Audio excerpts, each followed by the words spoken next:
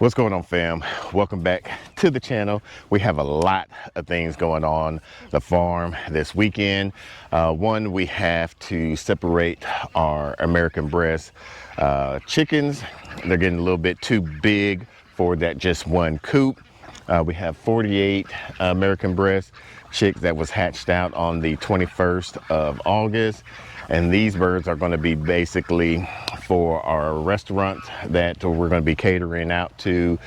So we want to separate them so that way they'll have equal spacing, plenty enough spacing. They're getting a little bit too big. We want to give them enough spacing for their coops. Then we got to start preparing our farm for the winter months. So we're going to have to get some hay, preparing the pig pasture for some hay. Yeah, I think I got some food. I don't. We got to prepare the pig pasture for some hay. We also have to get some of the poultry some hay as well. Guess they think I got some food. I got to fix the pig waterer. I wanted to make it to where they don't get into their waterer every so often. Give them plenty enough water so that way they'll have plenty of water to drink and have their food, provide for the pasture, especially once they get out into their winter pasture over here.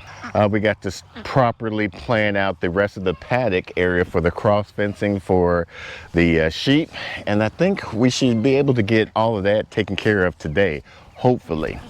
So hopefully y'all tag along for us and see what all that we have going on. What? They really think I got some food. I don't.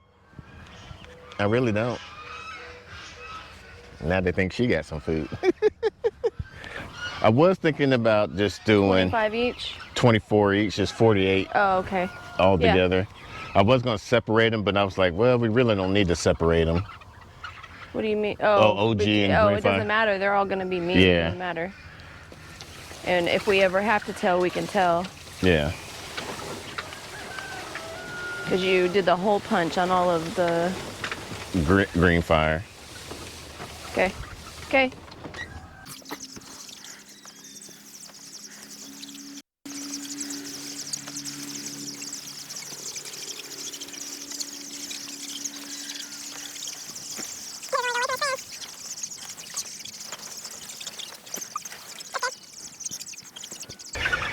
The ducks are like, uh-oh, we see the thing move.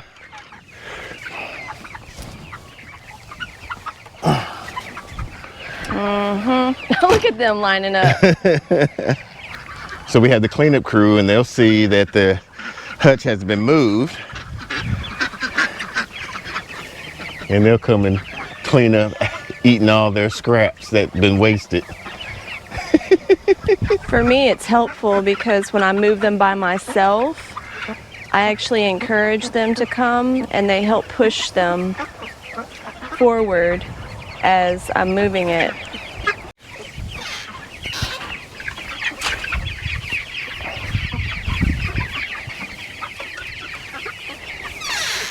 I was going to go ahead and fill it up and put it over there. Okay.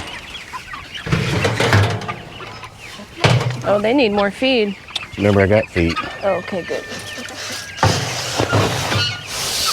I meant in this container. Yeah, that's where I got it. Yeah. And we'll just pour the rest of that in the other one. Mm-hmm. Got it?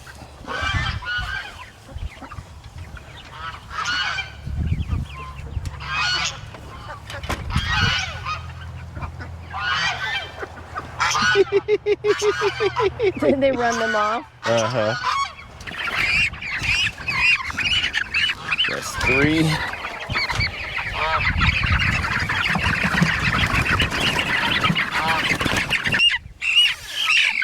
Well,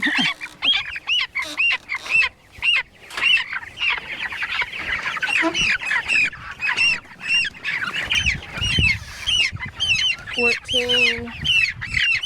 Huh? I said 14. That's 3 right there. Oh. 17. 17.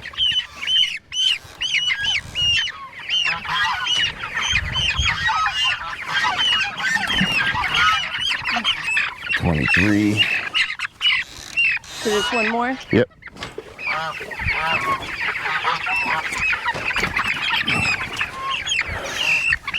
24. Can you grab that feeder so we can pour that feed in? Yep. Got some roosters already trying to fight. So this should give them plenty enough room now where they're not fighting over food. Give them enough food space. We're going to put another feed in each one of these. So that way each one of these feeds should be able to supply 50 chicks. So we'll put another one of these even though we only have 24. That way it gives them ample enough feed and water on both of these. Oh, speaking of water. And we're not restricting feed with this group because we are trying to beef them up. Yeah. And we're going to, since these are American breasts are more of a heritage breed. We are trying to beef them up. So, and we're paying attention to how much feed they eat compared to the Cornish cross. Yeah. For the full time, because these go to 14 weeks before we switch them over to the fermented feed, where the Cornish cross goes to 8 weeks, just constant feed.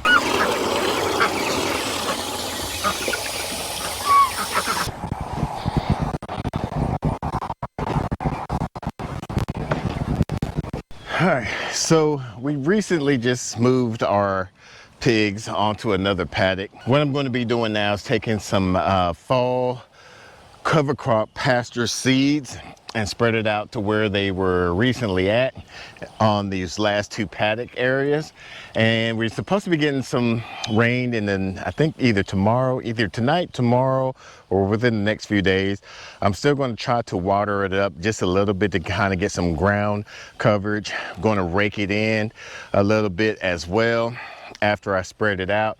And what this will do is, right now, for those that follow us on the Naked Gardener channel, is our fields get saturated during the springtime because that's when we get our heavy fall rain. So this seed mixture is supposed to have a lot of good cover crop, like some brassica, some root crop to kind of break up the soil structure, the clay compaction of this our pasture, I think some like not heavy nitrogen fixtures like some clovers and different things of that nature. In due time, is going to allow our animals to feed off of our pasture to kind of help reduce the cost of our feeding them as much. So I'm going to take this little feeder or the spreader and spread it around. I'm eventually going to get a better spreader than this. When we were out in the Dallas area in our little urban homestead, I guess you can say, this is what we had. Now that we're out into this bigger pasture, I'm going to need something bigger, but we do what we have for right now. So how I'm going to seed this, to get a good coverage, is I'm going to seed this going up and down, and then I'm going to go perpendicular to what I just seeded. Hopefully I get a good coverage by doing it that way.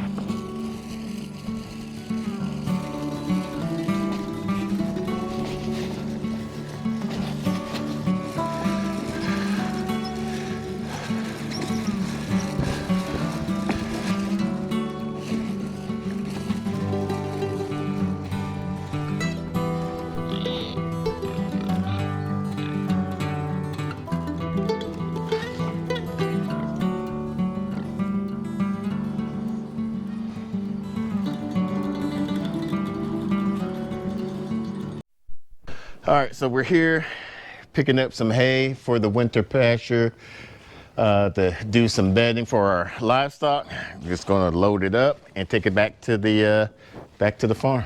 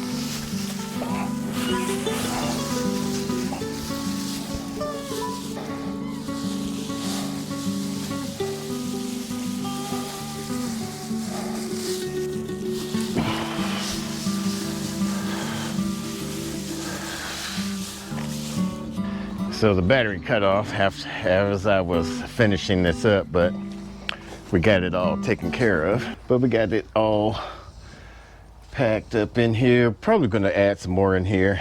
Probably shouldn't even added it right now, but it should be good to go. I gotta take those nesting box down. Probably gonna add another layer back through here. This is where the missus found the possum back here with the tires when we were moving out the tires. But this should keep them out of the outside elements and keep the wind off of them. Now we just need to start putting the links up right through there. I'm gonna start on this end right here and then work my way over there. All right, so I've never been good at starting these little fence posts off, so this is definitely not a how-to on this, and I probably won't even show this because it's always so horrible, so you're gonna have to forgive me on that. But what I will tell you is I went up about 13 inches from the T-post, or from the ground to up to where I want to install the wire, the hard wire at. And the reason for that is I think that's about the good area where the fence line is going to be at for the pigs, where it's not going to be too high and too low for them to try to go underneath the wire. It's roughly about right here. I can actually probably even go up probably 5 more inches, but I think 13 inches will be just fine. Going to go ahead and tie this little insulator to here, and then we'll do the other ratchet on the other end. I couldn't show y'all that on camera. It was just getting ridiculous. But I have that right here. Now I'm going to do the crank one on the other end. All right. Hope I didn't cut too much off for the next one. That was a mess trying to get it untangled out.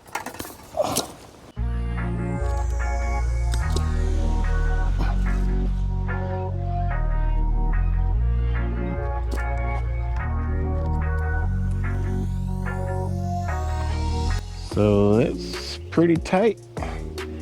Now we got to do the last one over there.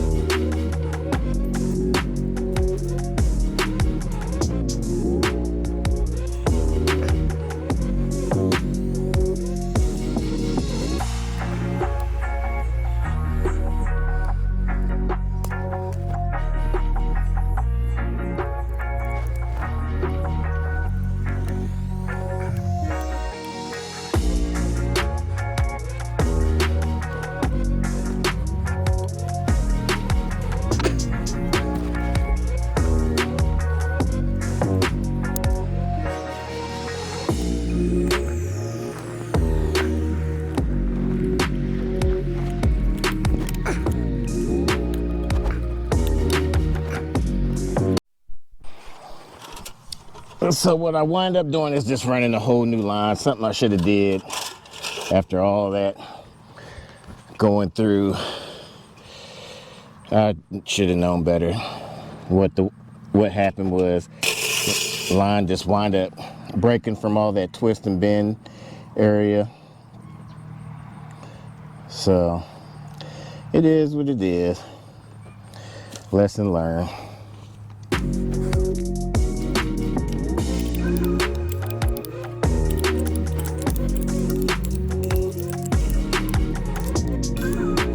All right, so what I'm going to do next is, because we got a sag on all these, is I'm gonna put a stake and an insulator about every 30 feet to kind of keep it nice and level.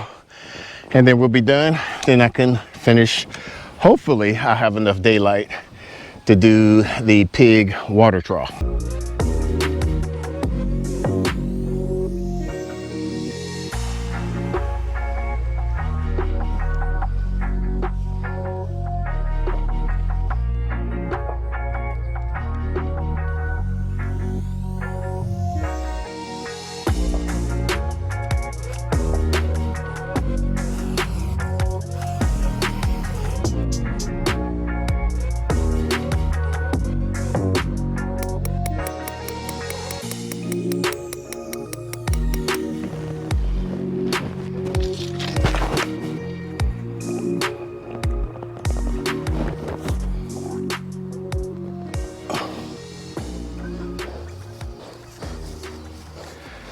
So as you can see, this is one of the reasons why I want to fix this water to where they're not able to get into the water, because right in this area right here, once they get the water in there, can you move out the way some? So as you can see, once they get in there, they overflow it, water spills out, and then they make a little wallow, and it just makes a mess. So what I want to do is get it into a way kind of similar to what they did on Heifer USA, is have a float valve, automatic float valve on one side, and then put the line going across the middle there, so that way it prevents them from trying to go inside of the water trough right there. That's nasty.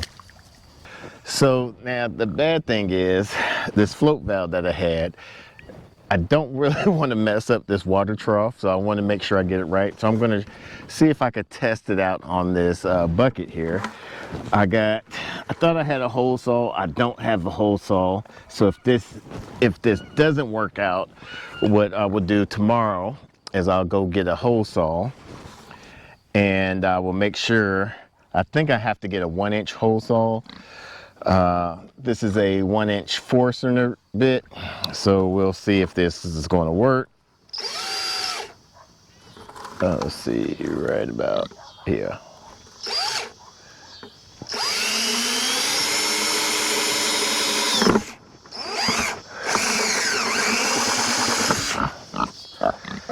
And that just made a mess, so that wasn't a good thing.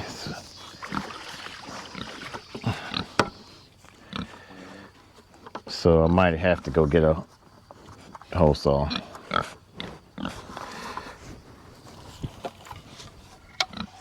Ain't nothing in there, see? Nosy butts. So I'm gonna have to get a 1-inch hole saw. I might have to get a 1-inch and 1/8. I don't have a tape measure on me. Might have to get a 1-inch and 1/8 or 1/4 size, because this is actually a little bit bigger than 1 inch. So I'm really interested to see how this is going to work. Hopefully it works great for these guys. So how it's going to work is, you'll have this little float valve like this, and once it reached a certain height, the water will emit through there. I will have, kind of hard to see, but you'll have your tub, your water trough, connected through there. And of course I will have my tape, my plumber's tape. See, I do have plumber's tape, before y'all get on me on that. Get that. Then we got a connection from plastic to water hose connection, male to male, right here. So we can hook this up to a water hose, connect it to there, so it can automatically flow and release like that. So we'll just have to wait till tomorrow.